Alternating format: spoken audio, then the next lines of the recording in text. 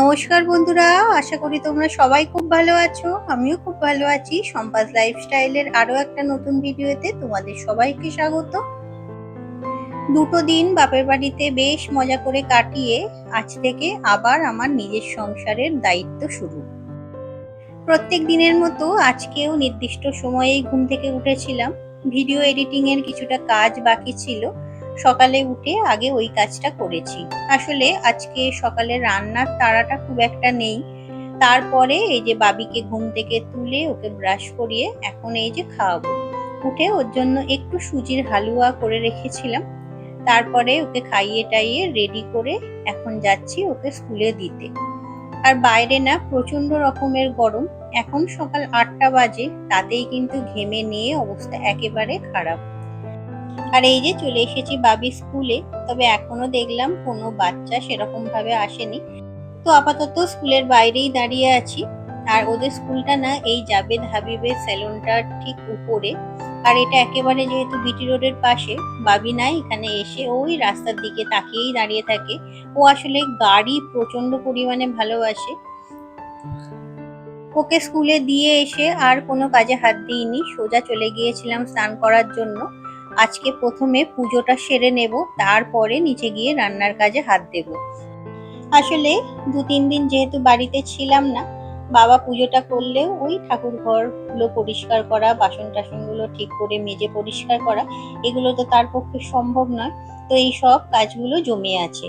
আর দুপুরের দিকে এসে এইসব কাজ করতে ভালো লাগে না। আর এক তো আমাদের ঠাকুর ঘরে না প্রচন্ড পরিমাণে গরম, আর তারপর সমস্ত কাজ মিটিয়ে ঠাকুর ঘরে আসতে আসতে বেশ অনেকটা দেরি হয়ে যায়। তখন এইসব কাজগুলো করতে একেবারেই ইচ্ছা হয় না। তো তাই ভাবলাম সকালে আগে শান্ত মনে পুজোটা সেরে নিই, তারপরে নিচে গিয়ে অন্যান্য কাজগুলো করব। আর এমনিতেও খাওয়ার যেহেতু তাড়া নেই, রান্না একটু দেরিতে হলে কোনো অসুবিধা নেই। আজকে না বাসনগুলো আমি একটু পিতাম্বরী পাউডার দিয়ে মেজেছি। প্রত্যেক বৃহস্পতিবার মাজি, তবে বৃহস্পতিবার যেহেতু ছিলাম না তাই মাজা হয়নি, আজকেই ভালো করে পরিষ্কার করে নিলাম। আর গাছে না আজকে অনেকগুলো নয়নতারা ফুল ফুটেছিল। এই সাদা নয়নতারা ফুলগুলো না দেখতে এতটাই ভালো লাগে। তো আমার আগের দিনের ভিডিওতে প্রবাসী সৌমির রান্নাঘর থেকে বোন তুমি কমেন্ট করেছো, দিদিভাই খুব সুন্দর লাগলো, মনোহরা মিষ্টি আমার ভীষণ খাওয়ার ইচ্ছা। আর বোঁদেগুলো একদম আলাদা রকম দেখতে। মেলাতে পোড়ামাটির জিনিস ফেমাস, সবকিছুই খুব ভালো লাগলো। অনেক ধন্যবাদ বোন, এইভাবেই পাশে থেকো। আর আগের দিনের ভিডিওতে শ্রীকান্তের হেসেল এই আইডি থেকে আমাকে কমেন্ট করেছিলে, আমরাও জনায়ের এই দোকানের মনোহরা খাই। ভিডিওটা খুব ভালো লাগলো, খুব ভালো লাগলো আমার এই কথাটা শুনে যে তোমরাও এই দোকান থেকে মনোহরা খাও। তবে জানতে খুব ইচ্ছা হচ্ছে, তোমরা কি জনায়েই থাকো নাকি কোনো কারণে জনায়ে যাতায়াত আছে?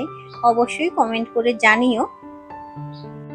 আর আগের দিনের ভিডিওতেই গৃহিণীর রায় চ্যানেল থেকে সমাধি তুমি কমেন্ট করেছিলে, ছোটবেলায় আমরাও এইভাবে আম কুড়াতাম, বেশ মজা লাগতো, দেখে পুরনো স্মৃতি মনে পড়ে গেল। সত্যিই গো, ওদের দেখে আমারও একেবারে সেই ছোটবেলার কথাগুলোই মনে পড়ে যাচ্ছিল। আমাদের ছোটবেলাটাও এইরকম আনন্দ করেই কেটেছে। আর যেহেতু জানো তো আমরা জয়েন্ট ফ্যামিলিতে থাকতাম, আমরা ভাই বোন মিলিয়ে প্রায় 7-8 জন ছিলাম। তো সবাই মিলে ঝড়ের সময় এইরকম আম কুড়োনো হতো। এখন তো কালবৈশাখীর ঝড় সেই রকম হয়ই না। তবে মনে আছে আমরা যখন ছোট ছিলাম, এই চৈত্র বৈশাখ মাসে কিন্তু প্রায় প্রত্যেক দিনই বিকেলের পর থেকে ঝড় উঠতো।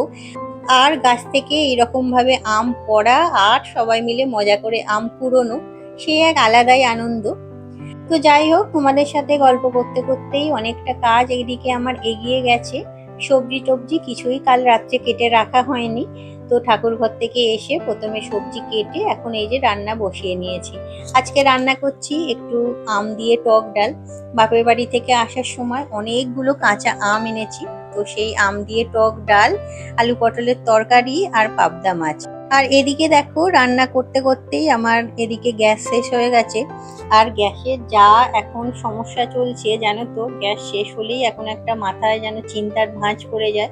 যদিও একটা সিলিন্ডার আছে ভর্তি, তো সেটা লাগিয়ে আজকেই গ্যাসটা বুক করে দিতে হবে, জানি না কবে পাবো। অনেকেই কিন্তু অনেক সমস্যার মধ্যে পড়ছে। আর আমরা যারা শহরে থাকি আমাদের সমস্যাটা তো মানে আকাশ ছোঁয়া বলা যায়। কোনোভাবেই কোনো রকম বিকল্প রাস্তা খুঁজে পাওয়া খুবই মুশকিল আমাদের পক্ষে। আর ইন্ডাকশানে না রান্না করে আমার ঠিক পোষায় না, জানি না কেন। যদিও অনেকেই এখন ইন্ডাকশান ব্যবহার করছে, কিছু করার নেই। তো এদিকে রান্নাবান্না আমার প্রায় কমপ্লিট, ডালটা হয়ে গেছে, পাবদা মাছটাও সর্ষে বাটা দিয়ে ঝাল করে নিয়েছি। আর এখানে আলু আর পটলটা ভাজতে দিয়েছি, ওটা একটু তরকারি করব। অনেক বাসন পড়েছে, তো বাসনগুলো মেজে নিচ্ছি, কারণ তাড়াতাড়ি রান্না কমপ্লিট করে এরপরে যাব বাবিকে আনতে। এই যে বেরিয়ে পড়েছি, বাইরে প্রচন্ড রোদ। স্কুটিটা না আজকে তাই আর বাইরে রাখিনি, ভিতরেই ঢুকিয়ে দিয়েছিলাম। তো যাই হোক, বাবিকে স্কুল থেকে নিয়ে এসে খাইয়ে দিয়েছি, আর এখন এই যে জামা কাপড়গুলো নিয়ে বসেছি। কাল এসে আর ব্যাগটা ফাঁকা করা হয়নি। কিছু জামা কাপড় এখানে কাচতে হবে, আর কিছু না কাচলেও চলবে, তো সেগুলোই আলাদা করে নিচ্ছিলাম। কোথাও গেলে না আনন্দ যেরকম হয়, এই এক্সট্রা কাজগুলোও তার সঙ্গে বাড়তে থাকে। এক তো যাওয়ার আগে প্রচুর জামা কাপড় বের করো, সেগুলো নিয়ে ব্যাগে ভাঁজ করে ঢুকিয়ে নিয়ে যাও। আবার সেখান থেকে এসে সেই সব জামা কাপড় বের করে কাচাকুচি করো, গুছিয়ে নিজের জায়গায় তোলো। আর তারপরে সঙ্গে যদি বাচ্চা কাচ্চা থাকে, সেক্ষেত্রে তো জামা কাপড় আরো বেড়ে যায়।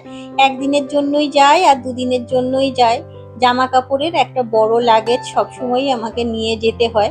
এখন যতদিন না বাবি অন্তত একটু বড় হয়ে যাচ্ছে, ততদিন এইরকম চলবে। তো যাবার দিন কিছু জামা কাপড় কেচেছিলাম, সেগুলো শুকিয়ে গিয়েছিল, তারপর তুলে রেখে গিয়েছিলাম ঘরে। তো সেগুলো এখন এই যে গুছিয়ে নিয়ে তুলে রাখলাম একেবারে আলমারিতে। আর এদিকে সকালবেলা কিছু জামা কাপড় কাচতে দিয়ে দিয়েছিলাম, তো সেগুলো কাচা হয়ে গেছে দেখে এই যে বারান্দায় একেবারে মেলে দিলাম। এরপরে ঘরদোরগুলো একটু পরিষ্কার করতে হবে, যেহেতু 2-3 দিন ধরে সেইভাবে ঘরদোর ঝাঁট দেয়া মোছা কিছুই হয়নি। তো আজকে একটু ভালোভাবে পরিষ্কার না করলেই নয়। তো তাই এই যে লেগে পড়েছি, এখন ভালো করে ঝাঁট দিয়ে তারপরে ঘরগুলো মুছে নেব।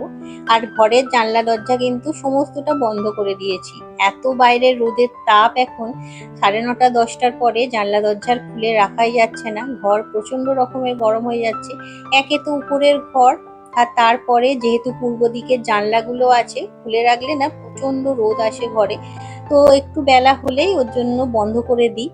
তো এখন এই যে ঘরগুলো ভালো করে আগে ঝাড় দিয়ে দিই, দিয়ে তারপরে মুছে নেব।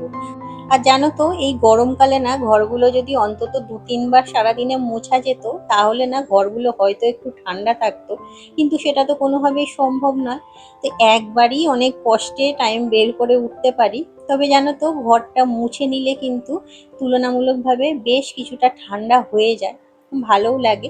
তো আজকের ভিডিওটা আশা করি তোমাদের ভালো লাগলো। ভালো লাগলে একটা লাইক করে চ্যানেলটা সাবস্ক্রাইব করে প্লিজ পাশে থেকো। আবার দেখা হবে পরের ভিডিওতে। সবাই ভালো থেকো, টাটা।